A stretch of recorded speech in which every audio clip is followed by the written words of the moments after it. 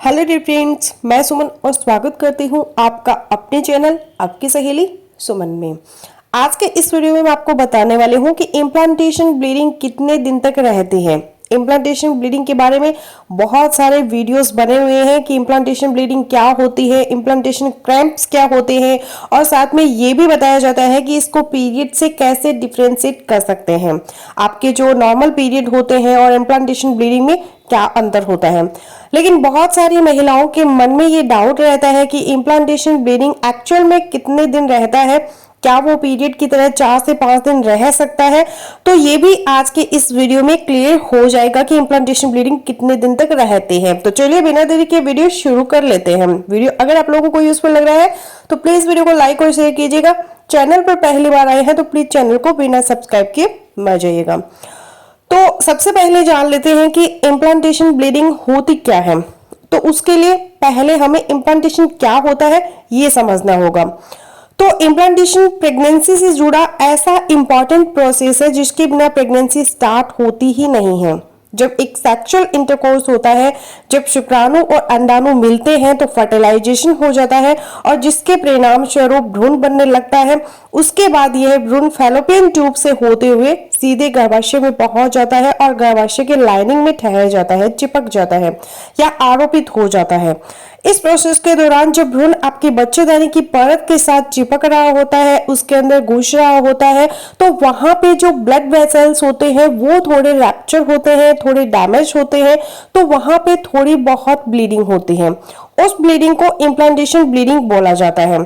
तो ये तो इम्प्लांटेशन ब्लीडिंग होती है।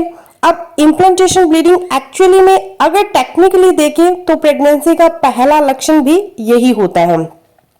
अब एक और चीज आपको क्लियर होनी चाहिए। तो ऐसा नहीं है कि जो इम्प्लांटेशन ब्लीडिंग है वो हर महिला नोटिस करेगी।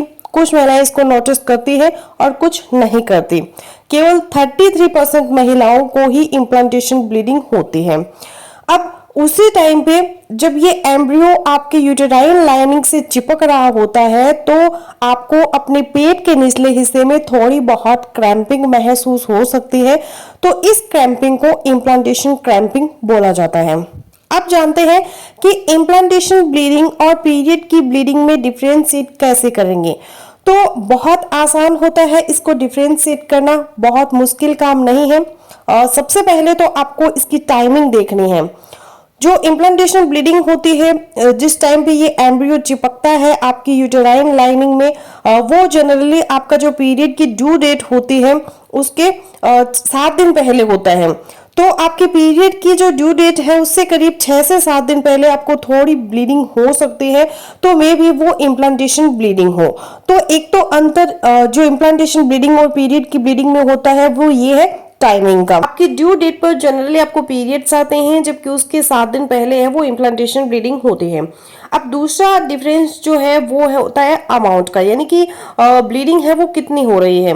जो इम्प्लांटेशन ब्लीडिंग होती है बहुत कम होती है, थोड़ी सी ब्लीडिंग होती है, जबकि पीरियड्स का फ्लो धीरे धीरे करके स्टार्ट होता है और अच्छा खासा फ्लो होता है। एक दिन में 2 या 3 पैड चेंज करने की जरूरत पड़ती है। लेकिन इम्प्लांटेशन में जो ब्लीडिंग होती है उसके लिए आपको पैड की जरूरत नहीं होती, क्योंकि वो सिर्फ एक स्पॉटिंग टाइप की होती है, थोड़े बहुत दाग धब्बे लगते हैं, इतनी कम अमाउंट ब्लीडिंग होती है।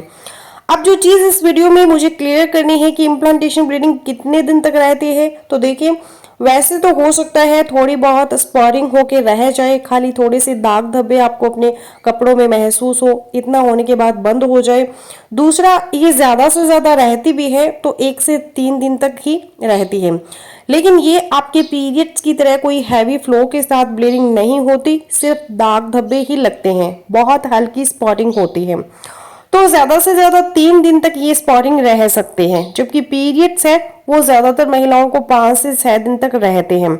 तो ये ड्यूरेशन का भी एक अंतर होता है। तो इस तरीके से इम्प्लांटेशन ब्लीडिंग को हम जो नॉर्मल पीरियड्स होते हैं उससे डिफरेंशिएट कर सकते हैं। तो अगर आपको ये वीडियो यूजफुल लगा तो वीडियो को लाइक और शेयर करना मत भूलिएगा। चैनल पर नई है तो प्लीज चैनल को सब्सक्राइब करना बिल्कुल मत भूलिएगा, ताकि आगे आने वाली वीडियोस मेरी आप तक पहुंच सके। मिलते हैं आगे किसी नई वीडियो में, तब तक के लिए अपना ख्याल रखिएगा।